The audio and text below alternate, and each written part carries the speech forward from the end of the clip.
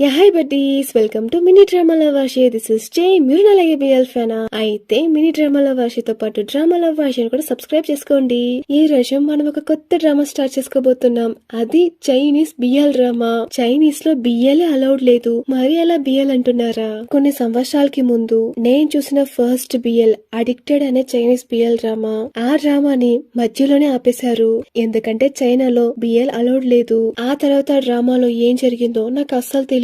By God grace మళ్ళీ అదే డ్రామాని కొంచెం అటు ఇటు మార్చి అదే చైనా వాళ్ళే స్టే విత్ మీ అనే డ్రామాతో మళ్ళీ తిరిగొచ్చారు. కానీ ఇది బిఎల్ కాదు, బ్రోమాన్స్ అని చెప్తున్నారు. నాకైతే చాలా ఎక్సైటెడ్ గా ఉంది ఆ తర్వాత ఈ డ్రామాలో ఏం జరిగిందో అని, అండ్ ఈ డ్రామాలో ఇంకేమేం మార్చారో అని. ఎపిసోడ్ స్టార్టింగ్ లోనే ఒక స్కూల్ ను చూపిస్తున్నారు. ఆ స్కూల్ లో కొంతమంది స్టూడెంట్స్ బయటకు వస్తూ ఉన్నారు. అందులో ఇద్దరు స్టూడెంట్స్ ఎగ్జామ్ అయ్యాక అందరిలాగానే ఆ క్వశ్చన్ కి ఏం ఆన్సర్ చేసావు, ఈ క్వశ్చన్ కి ఏం ఆన్సర్ చేసావని డిస్కస్ చేస్తూ వస్తూ ఉన్నారు. ఓరే, నేను ఆ క్వశ్చన్ కి బి పెట్టాను రా. ఏంటి బి పెట్టావా? దానికి బి కాదురా సి.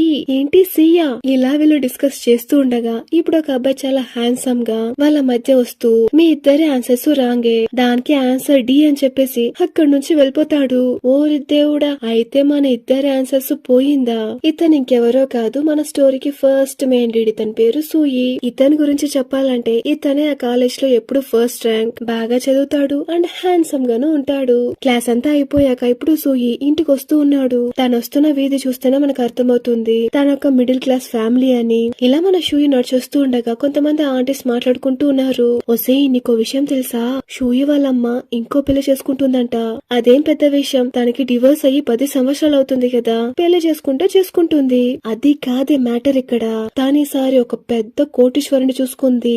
ఏంటి కోటీశ్వరుడా? ఎంత డబ్బు ఉంటుందేంటి? అతనికి చాలా కంపెనీస్ ఉన్నాయంట, చాలా కార్లున్నాయి, చాలా ఇండ్లు ఉన్నాయి. దాని విని ఇంకో ఆంటీ అయితే ఖచ్చితంగా వాడు ఎవడో ముసలోడై ఉంటాడు. పోయే కాలంలో వాడికి పెళ్ళం కావాలా? ఓసే పిచ్చిదనా, అలా ఏం కాదు. అతను కూడా షూయి వాళ్ళ అమ్మ వయసే అంట.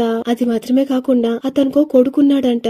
అతని కొడుకు కూడా మన షూయి వయసే అంట. చూసావా ఎలా తెల్లారిందో తను. తన కొడుకు మీద కొంచెం కూడా ప్రేమ లేకుండా డబ్బు కోసం ఎవడో కొడుకుని చూసుకోవడానికి వెళ్తుంది. ఇలా మన ఆంటీ బ్యాచ్ అంతా సీరియస్ గా డిస్కస్ చేస్తున్నారు. ఇదంతా వింటూనే మన షూయి తన ఇంటికి వస్తాడు. ఇంటికెళ్లి చూస్తే మన షూయి వాళ్ళ నాన్న ఎప్పుడు లాగానే పాత సైకిల్ ని రిపేర్ చేస్తూ ఉన్నాడు. అలానే వాళ్ళ నాన్న పక్కన ఏదో ఒక పెద్ద బాక్స్ ఉంది. దాన్ని చూసి మన షూయి, నాన్న ఏంటి బాక్స్ ఉన్నాడక్క? ఆ బాక్స్ లో 10 కేజీల బంగాళదుంపలు ఉన్నాయిరా. ఎందుకు నాన్న ఇంత సడన్ గా 10 కేజీల బంగాళదుంపలు కొన్నారు? మళ్ళీ ఎవరితోనైనా మోసపోయారా? అలా ఏం కాదు, నేను క్లాస్ కి అటెండ్ అయ్యాను. ఇలా క్లాస్ కి అటెండ్ అయితే 10 కేజీల బంగాళదుంపలు ఒక ప్లాస్టర్ ఫ్రీగా ఇస్తారు అని చెప్తేనే ఆ క్లాస్ కి వెళ్ళానని చెప్తాడు. దానికి షూయి, నాన్న వాళ్ళందరూ నిన్ను మోసం చేస్తున్నారు, నీ దగ్గర మోసం చేసి డబ్బులు లాక్కుంటున్నారు. దానికి వాళ్ళ నాన్న, నేనేం మోసపోలేదురా, నడుము నొప్పికి అంటించే ఒక స్టిక్కరేరా, నాకు ఆల్రెడీ నడుము నొప్పి ఉంది కదా, సో దానికి ఇది సరిపోయిందిరా అని చెప్తాడు. నాకు ఆ స్టిక్కర్ వచ్చినట్టు అయ్యింది, అదే విధంగా దానికి బంగాళదుంపలు కూడా వచ్చినట్టు అయ్యింది. నేను ఇచ్చిన డబ్బుకి రెండిటికి సరిపోయిందని చెప్తాడు. కానీ మన షూయి బాగా చదివే పిల్లోడు, తెలివైన వాడు కదా, ఈజీగా కనిపెట్టేస్తాడు. వెంటనే ఆ బాక్స్ ని ఓపెన్ చేసి ఆ బాక్స్ లో ఏముందో చూస్తున్నాడు. చూస్తే ఆ బాక్స్ లో 10 కిలోల మటే ఉంది. నాన్న మీరు చెప్పినట్టు ఇందులో బంగాళదుంపలు ఏం లేదు, ఇందులో 10 కేజీల మటే ఉంది. దాన్ని చూసి వాళ్ళ నాన్న చాలా ఈజీగా, మట్టేనా? అది కూడా నిజమే కదా, మట్టి నుంచే కదా బంగాళదుంపలు వస్తాయి, పోతే పోయింది లేరా అని చెప్తాడు. దాని విని షూయికి ఏం చెప్పాలో అస్సలు అర్థం కాకుండా, సరే వాళ్ళు ఇచ్చిన స్టిక్కర్ ని మీరు అంటించుకున్నారని అడగ్గా, ఎందుకు అలా అడుగుతున్నావు, దాన్ని ఎప్పుడు అంటించుకున్నారా అని చెప్తాడు. బంగాళదుంపలకి మట్టిచ్చిన వాళ్ళు ఇంకా స్టిక్కర్ కి ఇంకేమి ఇచ్చుంటారో ఏమో అని పిచ్చ డౌట్ గా ఉంది. ఇప్పుడు ఆ స్టిక్కర్ ని లాగడానికి ఒక తంటలు పడతారు. ఆ స్టిక్కర్ అయితే నేను రానంటే రాను అనేలాగా మొండికేసుకున్నట్టు బాగా అతుక్కుపోయింది. దాన్ని డిఫరెంట్ యాంగిల్స్ లో మన షూయి వాళ్ళ నాన్న తీయడానికి ట్రై చేస్తూ ఉన్నారు. మన షూయి వాళ్ళ నాన్న ఫేస్ చూడాలి పాపం. ఒక సైడ్ కామెడీగా ఉన్నా ఇంకో సైడ్ జాలేస్తూ ఉంది. ఇంకో సైడ్ ఇంకో ఇంటిని చూపిస్తున్నారు. మన షూయి వాళ్ళ ఫ్యామిలీకి క్వైట్ ఆపోజిట్ డైనింగ్ టేబుల్ మీద రకరకాలైన ఎక్స్పెన్సివ్ ఫుడ్ ఉంది. ఇప్పుడు అదే డైనింగ్ టేబుల్ లో ఆవిడ కూర్చోంది కదా, దీని ఇంకెవరో కాదు మన షూయి వాళ్ళ అమ్మ. పక్కనున్నాడు కదా ఈయన, ఇతన్నే మన షూయి వాళ్ళ అమ్మ సెకండ్ మ్యారేజ్ చేసుకుంది. ఇప్పుడు ఆయనకు కొడుకుంటాడు కదా, అతన్ని తినడానికి పిలుస్తారు. ఈ అబ్బాయి మన స్టోరీ యొక్క సెకండ్ మెయిన్ లీడ్. ఇతని పేరు ఊబి. ఈ ఊబి కూడా మన షూయికి క్వైట్ ఆపోజిట్. మన షూయి బాగా చదువుతాడు, ఇతన మనలాగే బ్యాక్ బెంచర్. ఇప్పుడు ఊబి టేబుల్ కి రాగానే షూయి వాళ్ళ అమ్మ యూబి దగ్గర ఎలా అయినా ఇంటరాక్ట్ అవడానికి ట్రై చేస్తూనే ఉంది. కానీ కానీ ప్రతిసారి మన ఊబి నోస్ కట్ చేసేలాగానే మాట్లాడుతున్నాడు. దాన్ని చూసి వాళ్ళ నాన్న షూయి వాళ్ళ అమ్మ దగ్గర వీడిలానే కొంచెం కోపం ఎక్కువ అని చెప్తాడు. దానికి వాళ్ళ అమ్మ కూడా ఇప్పుడే కదా ఫస్ట్ టైం కలుసుకుంటున్నాం, అలవాటైతే బాగానే మాట్లాడతాడు, మా కొడుకు కూడా ఇలానే, వాడికి ఇంతే చాలా కోపం ఎక్కువ అని చెప్తాడు. దానికి వాళ్ళ నాన్న షూయి కూడా ఇప్పుడు గ్రేడ్ 11 కదా, ఎక్కడ చదువుతున్నాడు అని అడగ్గా దానికి వాళ్ళమ్మ ఏ స్కూల్లో ఎగ్జాక్ట్ గా నాకు పేరు తెలీదు, కానీ అక్కడే లోకల్ లో చదువుతూ ఉన్నాడు, కానీ ఆ స్కూల్లో అతనే ఫస్ట్ ర్యాంక్, బాగా చదువుతాడని చెప్తుంది. దానికి వాళ్ళ నాన్న అంత బాగా చదివే స్టూడెంట్ లోకల్ స్కూల్లోనే ఉంటే తన టాలెంట్ వేస్ట్ అయిపోతుంది, యూబీ చదివే మంచి స్కూల్లోనే అతన్ని చేర్పించేద్దామని చెప్తాడు. దానికి వాళ్ళ అమ్మ కూడా చాలా సంతోషంగా ఓకే అని చెప్తాడు. దాని విని యూబీకి పిచ్చ కోపం వచ్చేసి అక్కడి నుంచి తినకుండానే వెళ్ళిపోతాడు. ఇప్పుడు చాలా కోపంగా ఆ ఇంట్లోనే ఉండే ఇంకో రూమ్ కొస్తాడు. ఆ రూమ్ లో చూస్తే స్కల్ప్చర్ కి సంబంధించిన వస్తువులు చాలా ఉన్నాయి. దానికి సంబంధించి అవార్డ్స్, సర్టిఫికేట్స్, దాంతో పాటు ఇంకా మరెన్నో పెయింటింగ్స్ కూడా ఉన్నాయి. వీటన్నిటి చూస్తుంటే మన యూబీకి వాళ్ళ అమ్మ గుర్తుకొచ్చేస్తుంది. యూబీ వాళ్ళ అమ్మ ఒక స్కల్ప్చర్ ఆర్టిస్ట్. మన యూబీ చిన్న వయసులో ఇదే రూమ్ లోనే వాళ్ళ అమ్మతో పాటు కలిసి ఒక స్కల్ప్చర్ ని చేస్తుంటారు. అమ్మాయి స్కల్ప్చర్ ఎవరి కోసం అడగ్గా దానికి యూబీ వాళ్ళ అమ్మ ఇది నా ఫ్రెండ్ కోసం నాన్న, ఏ ఆంటీ కమ్మ అని చెప్పేసి యూబీ వాళ్ళ అమ్మకున్న ఫ్రెండ్స్ అందరి పేరు చెప్తూ ఉన్నాడు. దానికి వాళ్ళ అమ్మ వీళ్ళెవ్వరూ కాదు నాన్న, నేను చెప్తున్నది ఈ ఇంటికి వచ్చే కొత్త ఆంటీ గురించి. ఇలా చెప్పేసి వాళ్ళ అమ్మ ఆ స్కల్ప్చర్ ని చేసి ఆ స్కల్ప్చర్ చెవి దగ్గర ఒక మచ్చలాగా పెడుతుంది. అమ్మ ఎందుకు ఈ స్కల్ప్చర్ కి చెవి దగ్గర మచ్చ పెడుతున్నారు అని అడగ్గా దానికి వాళ్ళ అమ్మ ఇలా చెవి దగ్గర మచ్చుండే వాళ్ళు చాలా ఇంటెలిజెంట్ గా ఉంటారు, అందుకే నాన్న అని చెప్తుంది. ఇదంతా తలుచుకుని మన ఊబి చాలా ఫీల్ అవుతూ ఉన్నాడు. ఇప్పుడు ఊబి మనసులో అమ్మా మీరెవరి కోసం అయితే ఈ స్కల్ప్చర్ ని చేశారో వాళ్ళు రేపు ఈ ఇంటికి వస్తున్నారమ్మా, అది మాత్రమే కాకుండా ఆవిడనే నాన్న పెళ్లి కూడా చేసుకున్నారు. అలానే స్కల్ప్చర్ ని చేతిలో పట్టుకొని మన ఊబి చాలా ఫీల్ అవుతూ ఉన్నాడు. నెక్స్ట్ డే మన ఊబి తనకు తెలిసిన క్యాంటీన్ పిలిచాడు. ఈవిడ మన ఊబికి ఒక గార్డియన్ లాగా హెల్ప్ చేస్తూ ఉంటుంది. ఇప్పుడు మన ఊబి దగ్గర ఎందుకు పిలిచా ఊబి అని అడగ్గా నేను ఆ స్కూల్ ని మార్చుకోవాలనుకుంటున్నాను. ఎందుకు? మా నాన్న కొత్తగా పెళ్లి చేసుకున్నారు కదా, వాళ్ళ కొడుకుని నా స్కూల్లోనే చేర్పించాలనుకుంటున్నారు. ఆ స్కూల్లో నేను అతనితో పాటు కలిసి ఉండలేను, నన్ను వేరే స్కూల్లో చేర్పించేసేయండి అని చెప్తాడు. ఇప్పుడు ఈ సీన్ ఇక్కడే కట్ చేస్తే ఇక్కడ షూయి స్కూల్లో చాలా మంది కలిసి ఒక అబ్బాయిని బుల్లి చేస్తూ ఉండగా ఆ అబ్బాయిని కాపాడి తనతో పాటు తీసుకొస్తూ ఉన్నాడు. అలానే ఆ అబ్బాయిని తన ఫ్రెండ్ కి ఇంట్రో ఇస్తాడు. నా పేరు మార్చ్వా. ఏంటి మార్చా? నా పేరు మార్చ్ కదరా మార్చ్వా.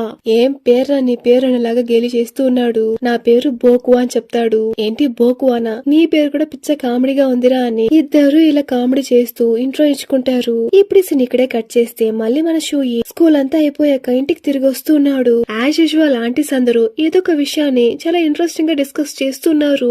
ఏంట్రా అని చూస్తే అక్కడికి మన షూయి వాళ్ళ అమ్మ వచ్చింది. షూయి వాళ్ళ అమ్మను చూసి చూడనట్టు అక్కడి నుంచి వెళ్ళిపోతూ ఉన్నాడు. అయినా కానీ వాళ్ళ అమ్మ వదలకుండా షూయి నేను నీతో మాట్లాడాలి, చాలా ముఖ్యమైన విషయం, ఇలా చాలా సంతోషంగా చెప్తున్నా గానీ మన షూయి అయితే నాకు వినాలని లేదు, నాకు అమ్మ లేదు, నాన్న మాత్రమే, నేను వెళ్తాను అని చాలా కోపంగా వెళ్తూ ఉన్నాడు.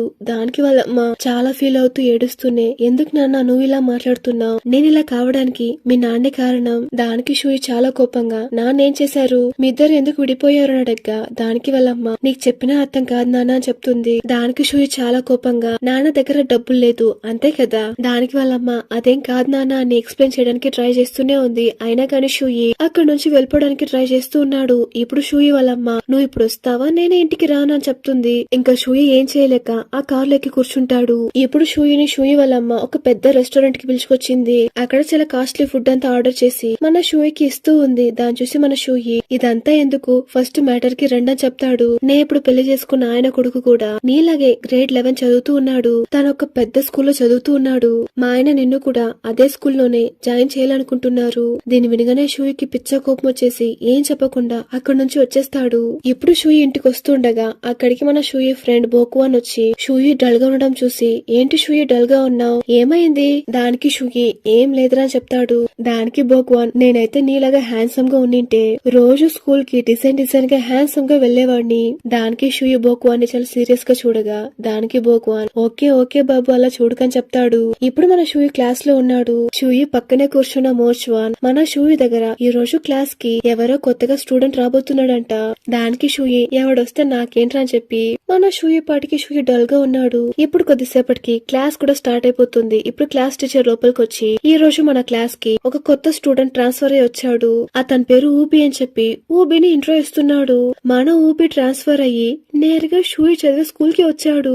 ఇప్పుడు ఊబి లోపలికి రాగానే అమ్మాయిలందరూ ఊరి దేవుడా వీడేంటి ఇంత ఎంత హ్యాండ్సమ్ గా ఉన్నాడు అని అమ్మాయిలందరూ ఊబిని సైట్ కొట్టడం స్టార్ట్ చేసేసారు. మన ఊబినా నేరుగా క్లాస్ రూమ్ లోపలికి వచ్చి నా పేరు ఊబి అని చెప్పేసి అక్కడి నుంచి నేరుగా వెళ్లి డెస్క్ లో కూర్చునేస్తాడు. క్లాస్ టీచరే అంతేనా ఇంకేం చెప్పవనిలాగా చూస్తున్నాడు.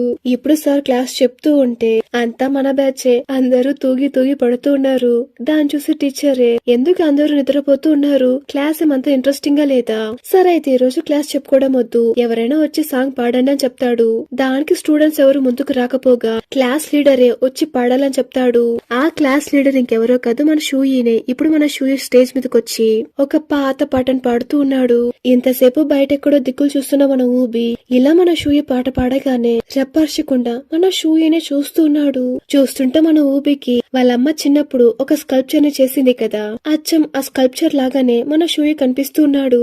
మన షూయీని చూడగా చూడగా మన ఊబికి ఏదో ఒక తెలియని ఫీల్ కలుగుతూనే ఉంది. ఇప్పుడు క్లాస్ అంతా అయిపోయాక క్లాస్ లో ఉన్న స్టూడెంట్స్ అందరూ బయటికి వెళ్ళిపోతారు. ఆ క్లాస్ లో మన షూయీ పాటికి షూయీ చదువుకుంటూ ఉన్నాడు. వెనక ఊబి కూడా ఉన్నాడు. ఇప్పుడు ఊబి షూయీ దగ్గరకొచ్చి నీ పేరు షూయీనా? అవును నా పేరు షూయీనే. నువ్వెందుకు ఆ పాత పాటను పాడేవోనడక్క, దానికి నీకు ఏంట్రా సంబంధం? నాకు నచ్చింది నేను పాడాను. ఇప్పుడే మన ఊబి షూయీ చెవి మీద ఉండే మచ్చను గమనిస్తాడు. నీ చెవి మీద కూడా మచ్చ ఉందని మన ఊబి టచ్ చేస్తూ ఉన్నాడు. టక్కన షూయీ ఊబి చేతిని తట్టేసి నన్ను టచ్ చేయకరా అని చెప్తాడు. దానికి ఊబి చాలా కోపంగా ఇలా నన్నెవరు ట్రీట్ చేయలేదని చెప్తాడు. దానికి షూయీ కూడా చూస్తుంటే నువ్వు చాలా డ్రామాస్ చూసినట్టున్నావు, నువ్వు డబ్బున్నోడైతే అందరూ నీకు అటెన్షన్ ఇవ్వాలా?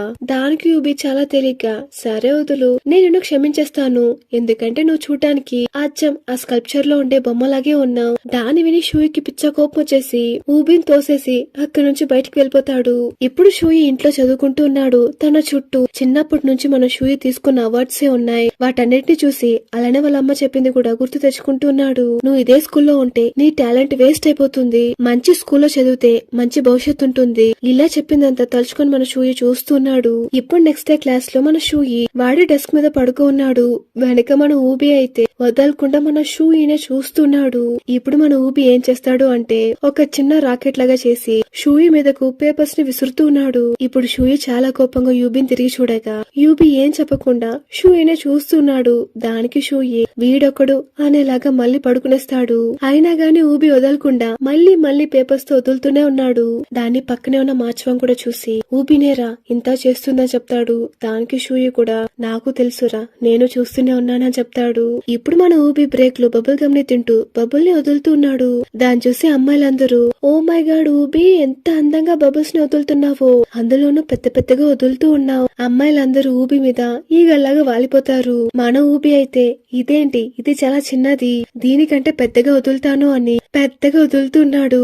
ఇప్పుడు చూస్తే ఆ బబుల్ టక్కని పగిలిపోయి బబుల్ గా మన ఊబి ఫేస్ మొత్తం అతుక్కుపోతుంది. దాన్ని చూసి అమ్మాయిలందరూ పిచ్చగా నవ్వుతున్నారు. ఇలా ఆ బబుల్ ని పగలగొట్టింది ఎవర్రా అంటే మన షూయినే రాకెట్ తో వదిలాడు.